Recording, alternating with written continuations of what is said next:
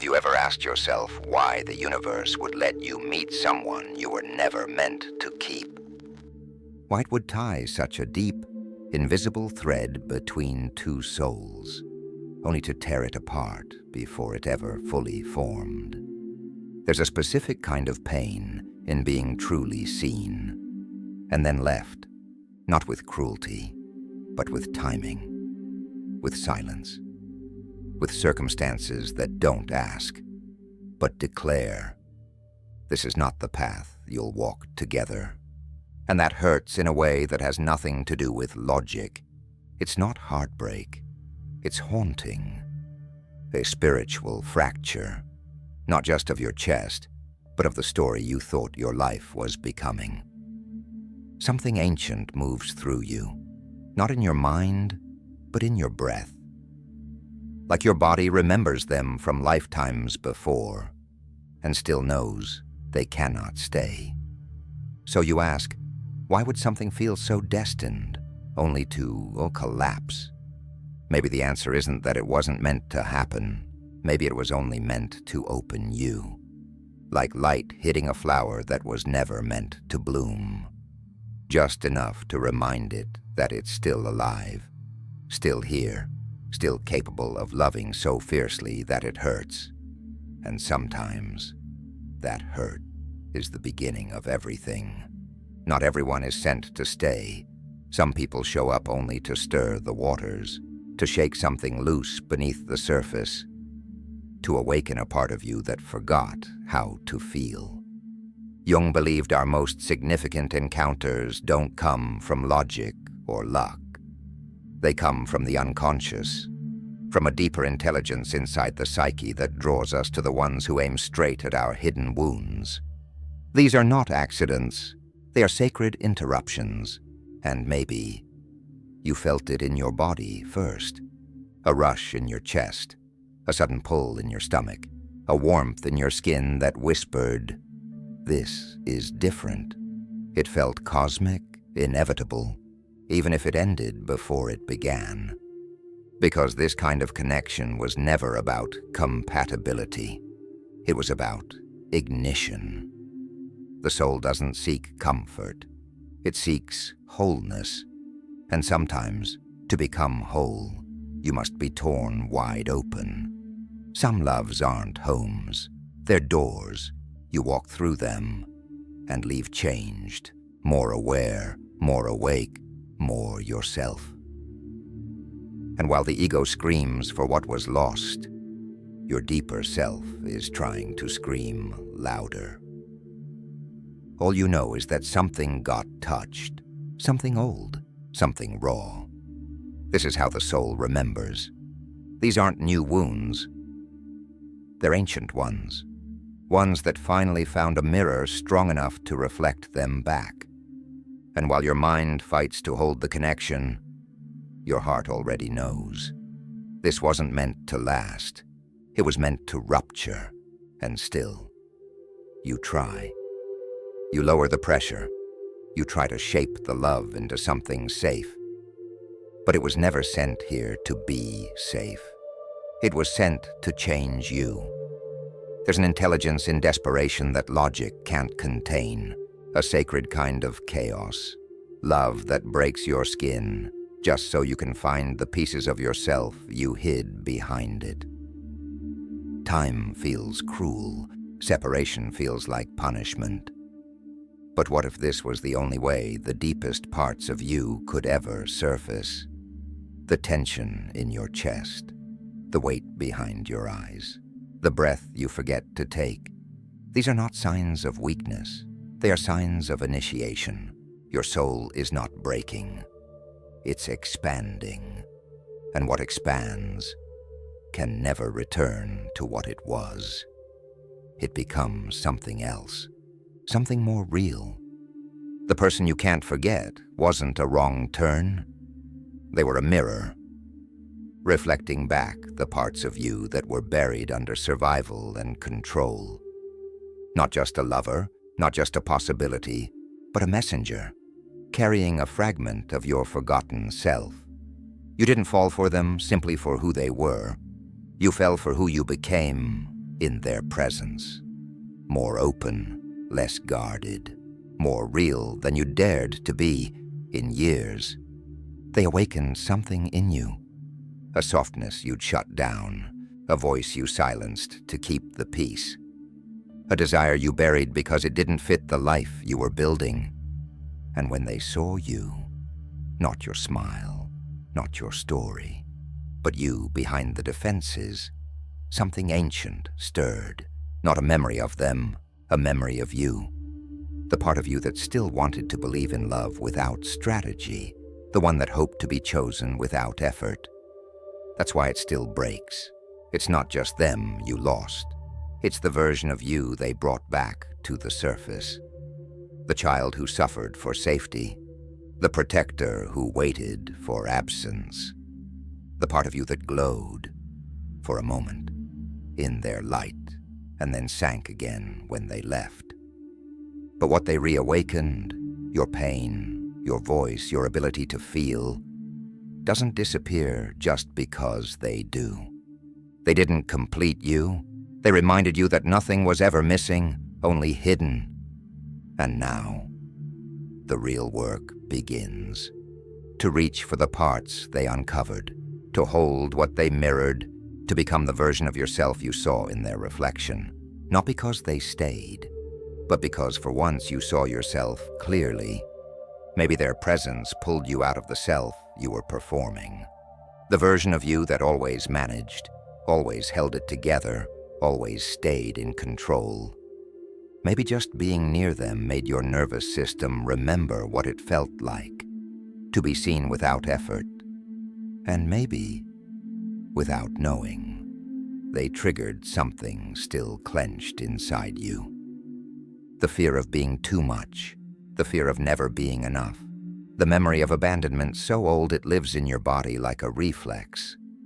What woke up when they entered your life wasn't just love.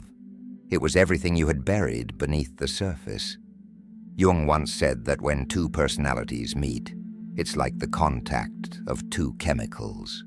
If there's any reaction, both are transformed. And that's what happened.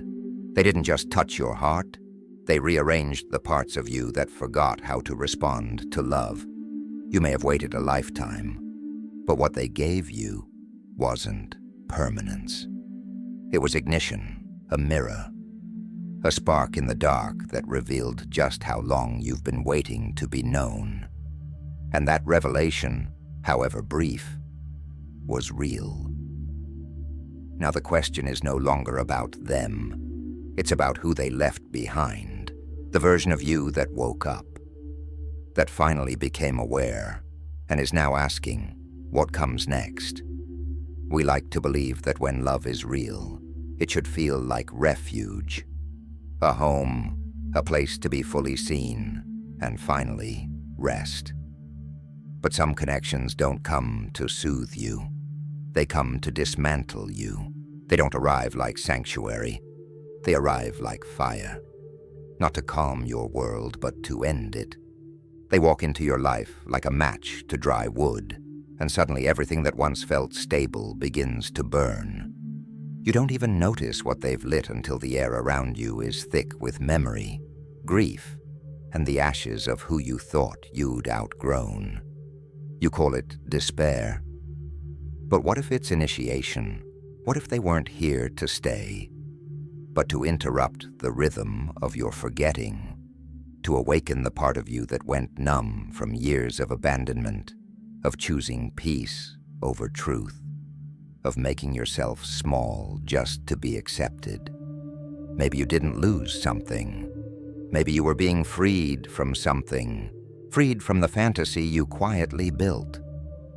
That someone else would complete the story for you, that love would arrive as healing, that this connection would carry the weight you'd been holding long before they appeared.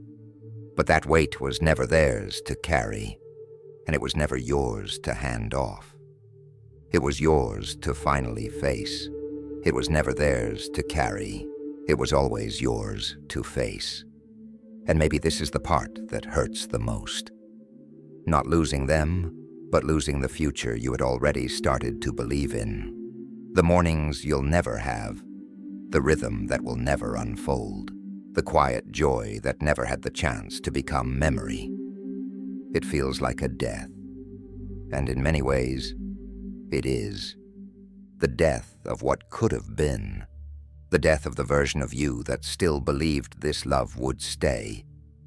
But every initiation comes with a cost, and in the language of the soul, what feels like breaking is usually the beginning of becoming.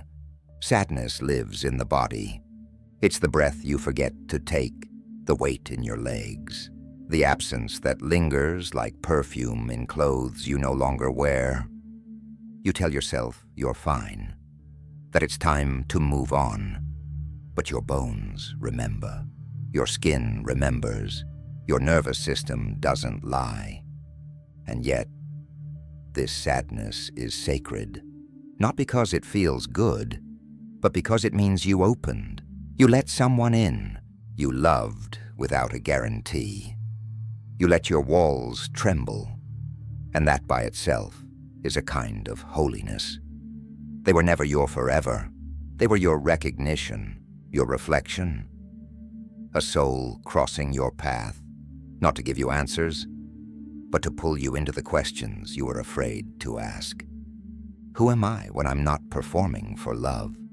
What do I truly want beyond the safety of being chosen? Who am I here to become now that this story has ended? You weren't meant to stay the same after they arrived. That older version of you, composed, guarded, untouched dash, she was ready to be dismantled.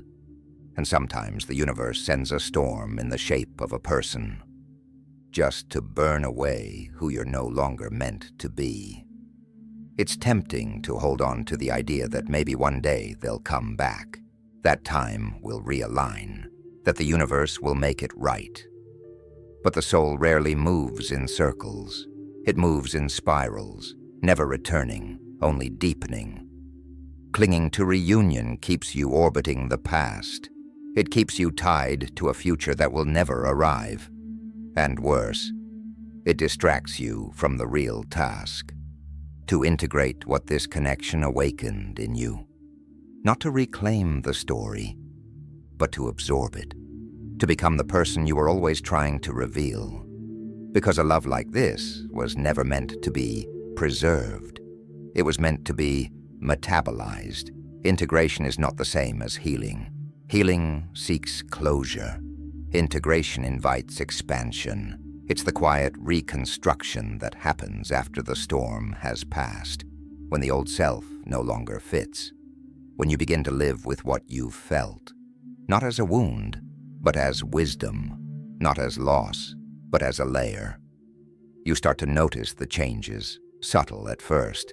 The boundaries that once terrified you now feel like devotion. The silence that once triggered panic now offers peace. The longing doesn't vanish, but it softens. It becomes a sacred thread, not leading toward them, but toward something else, toward a deeper union within yourself. This is the turning point, the place where sorrow starts collapsing inward and begins to alchemize, where the version of you who met them and the version of you who lost them begin to merge into someone new, someone wider, braver, more whole. In the myth, the phoenix doesn't rise untouched. It rises marked by fire. Its wings carry memory. And so do yours. You don't rise from love untouched. You rise through it, rewritten. That's the nature of sacred love. It doesn't complete you. It initiates you. You may never forget them, but you're not supposed to. Forgetting was never the goal. The goal is to remember what they revealed, about your capacity to feel, to ache, to want more, about the part of you that is still alive, even after everything that broke. Integration begins the moment you stop asking if they'll come back and start asking who you are now that they're gone. That's when pain becomes art, when silence becomes sanctuary, when longing becomes a well you draw meaning from, and meaning, more than anything, is what the soul longs for most. They weren't sent to stay. They were sent to wake you up.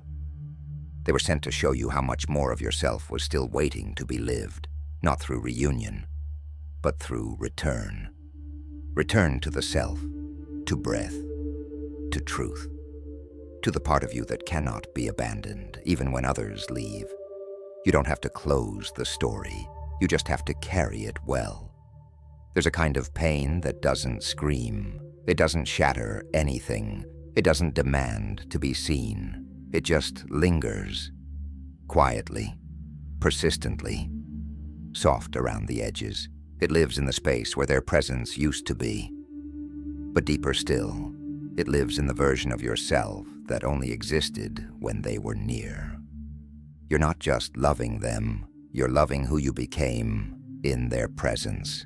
The way your voice reached farther, the way your heart cracked open in places long sealed, the joy that moved through your body simply because they looked at you like you were something sacred. When they left, it wasn't just a person that disappeared. It was the mirror that made you visible to yourself. That's why it still aches. Not because you haven't changed, but because something real lived in that version of you.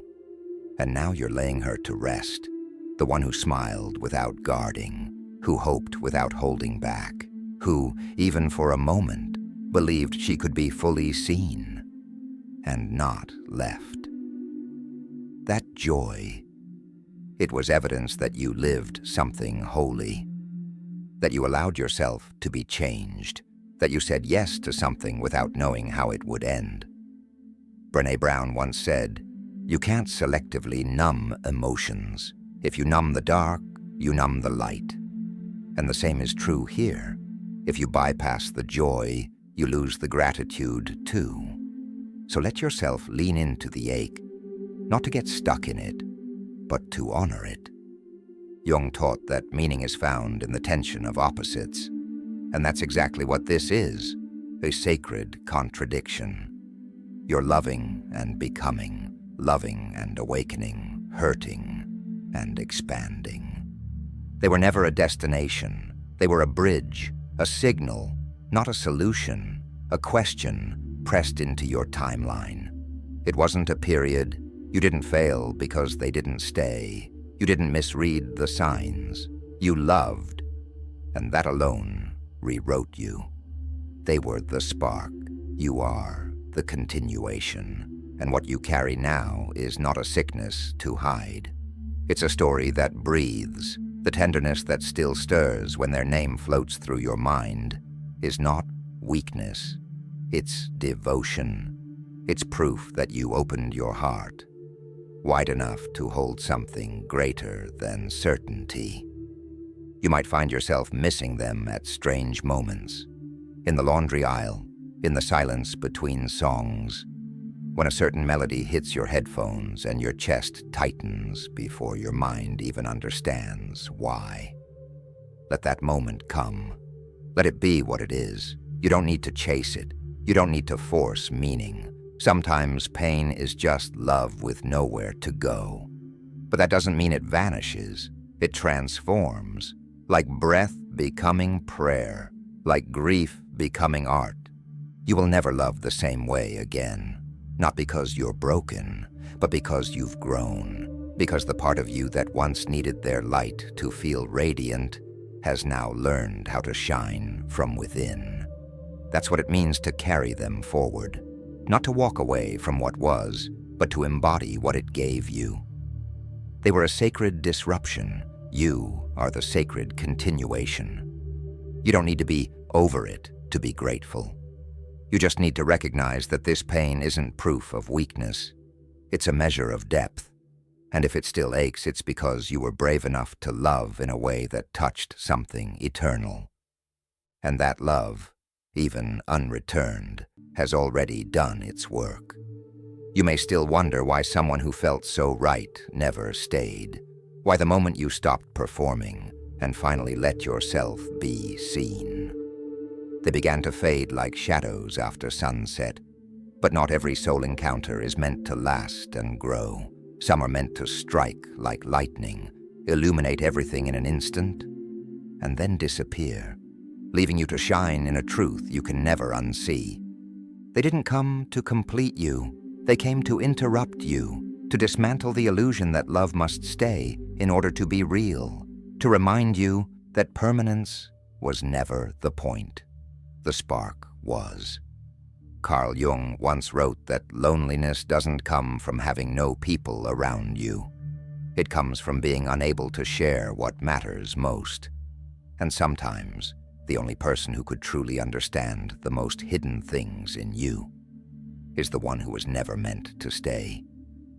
They were sent to shatter the silence, to expose the longing beneath the performance, to show you the depth that still lives beneath your well-managed self.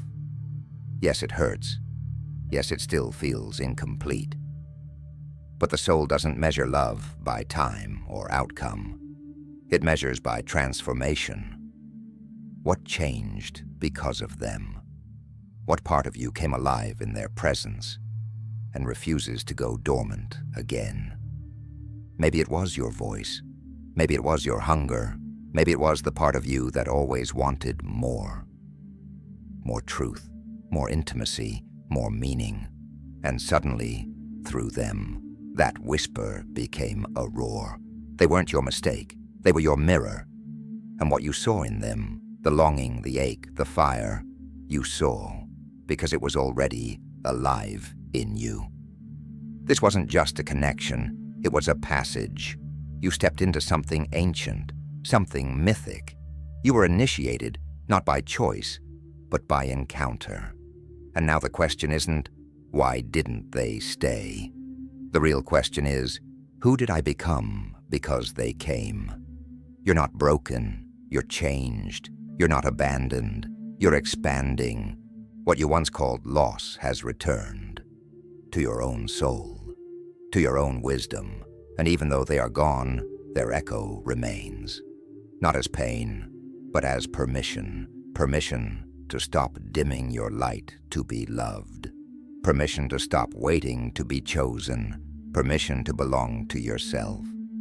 First, completely, finally. This is the sacred disruption, when the universe doesn't send someone to build a life with you, but to remind you that your life is yours to build. That your softness is not weakness. That your longing is holy. That you don't need to be saved. You need to be remembered by you. And now you remember. You remember the sound of your own voice, unedited. The rhythm of your breath when you're not chasing approval. The gravity of your truth when you finally stop performing and just sit inside your own skin. This isn't closure. This is consecration. You don't need to erase them from your story to move forward. You just need to write yourself back in as the main character, as the one who walked through fire and still chose softness, as the one who dared to love without guarantees and dared to keep becoming when love didn't stay. You are not defined by their absence. You are revealed by your resilience. This pain wasn't punishment. It was passage. This connection wasn't a detour. It was a door, and on the other side of that door, there's no going back. Because the one who now breathes through this ache, the one who knows how to stay rooted in the ruins, is not the same you who once waited to be chosen.